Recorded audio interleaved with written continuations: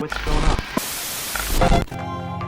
Yeah. We got to get into what is the more or less been the topic of conversation for a while this past month, give or take, and it's going to do nothing but expand because this game is going to drop Friday, right?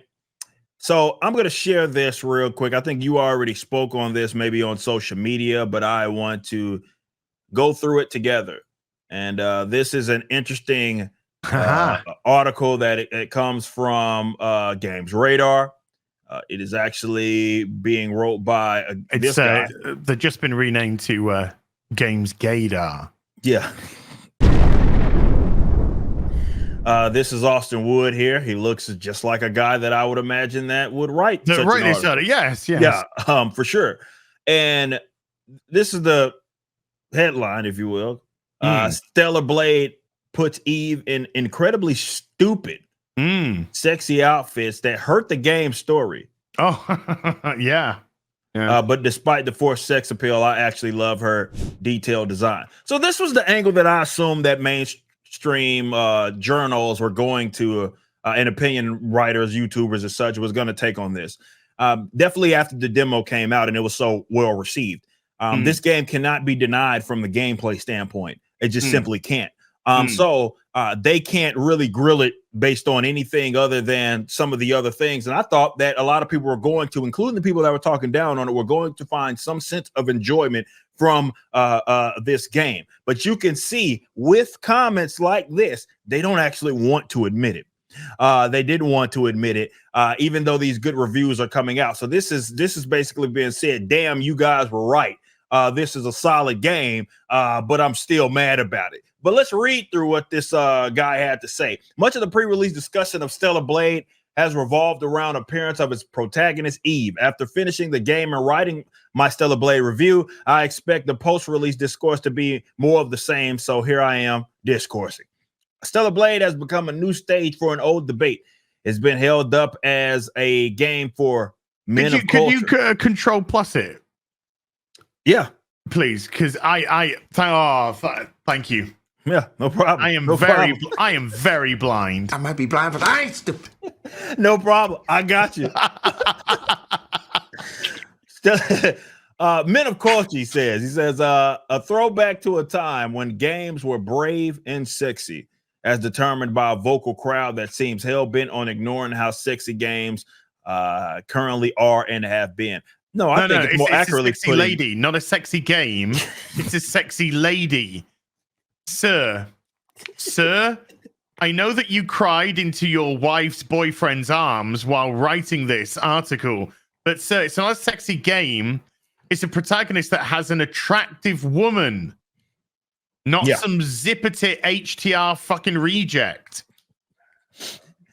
Yes, and this is what trips me out about it. I think, and I would argue that what folks have been ignoring, their types have been ignoring, is the absolute uglification, if that is to be a word, of definitely coming out of the West games, right? So I think that's more or less what he's missing, because that's the context, right? That's why Stellar Blade ended up being, as my dog is just screaming at the top of her head for some reason.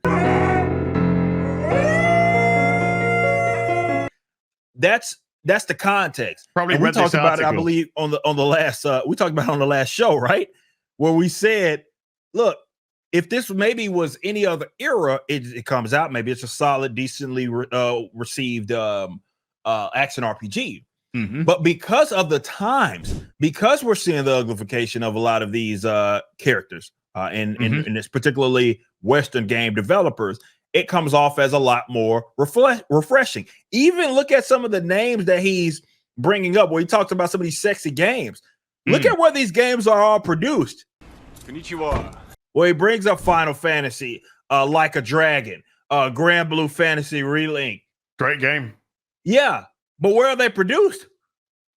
If this protagonist was the male version of what we're seeing here, what would be the term they would use, Eric? It'd be toxic masculinity. This is the female version of toxic masculinity. It's called femininity. Yes. It's called femininity. That and they can't handle femininity because we're dealing with fucking gender benders here. That's what we're dealing with. We're dealing with people that were pushing fucking pronoun nonsense, neo-pronoun bullshit, that are trying to blur the lines between males and females. Right. They got absolutely annihilated by trying to comment on Eve's body, even though it was captured by a Korean model. They tried to attack her looks as being attractive and pretty, you know, and not having a lantern jaw and double A chest like you know, Mam Solo, for example, that looks ugly as fuck, you know, to go along with all the ugly as fuck, you know, your Abby-esque fangirls. And of course, that was designed by a female. It was also designed by a female. They despise the fact that people do actually enjoy looking at attractive women. They despise the heteronormative, as they would call it. I personally call it heterosexuality. Yeah, but that's just me. You know, fair. This is a guy that I would not leave alone in a room with a woman for fear of her safety, because he would classify himself as a male feminist #ally, aka potential sex offender. So no, the more that they cry in their fucking soup, sorry, ramen noodles, my bad. The more that they cry in their ramen noodles about this absolute trash, and by I say absolute trash, I mean their articles, their papers, the more they are selling the game to regular normal people. Because even though the internet is a magnet with a gravitational pull. So if you are a absolute fucking mentalist, right? If you're a mentally retarded fucking soy cuck beta like this dude here, you know, then when you go on, your echo chamber becomes that. Right. And then you meet up with more of these limp-wristed fucking allies that are henpecked. I never made a woman come in their lives, all this kind of stuff. The more they converse with them, then they get a group of them. And then they think, oh, no, our opinions are valid because there's now more of us saying the same thing, which is still, from the get-go, fucking retarded. Yeah. Then you put those people into a position of power, perceived power, which was once upon a time groups which owned these websites, which were making absolute bank, that were worth hundreds of millions, which are now worthless. You put them in that position, and then that becomes the narrative. Meanwhile, 99% of the real world out there is fucking normal. Yeah. And he calls it a bizarre masculine chest beating over Eve's design and have dismissed her as senseless, backward. Heterosexuality. Yeah. So, all right. So heterosexuality. The only people... The only people that are actually complaining about this are folks that I believe hate gamers. They despise gamers. Hate women. Well, they for sure despise that actual women. Let's be precise about that for sure. But they don't like that heterosexual men, particularly, don't have an issue with this game and how that female is, or how the woman is presented in the actual game. So they're making shit up actively, like as if, okay, well, these people that are put off by it, okay, maybe there are those that exist, but I believe they are statistically insignificant. And by that I mean that they're not even worth tens of people, and they all work for Kotaku, the games radars of the world. And these are not actual gamers. I think these are activists pretending to be gamers, or maybe they're just using gaming like so many other people do in other industries. They're just using that as their vehicle for social change, or to bring about some sort of social change or social advocacy. That's what I believe. I don't believe that is a statistical.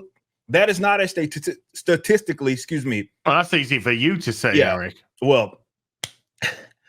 These are not relevant, so it's not even worth mentioning. But if you want to conjure up a problem and pretend that it's there, sure, you bring them up. You say that, yeah, there's folks that find this bizarre. They're put off by Eve and her existence. And I say, who the fuck are you talking about?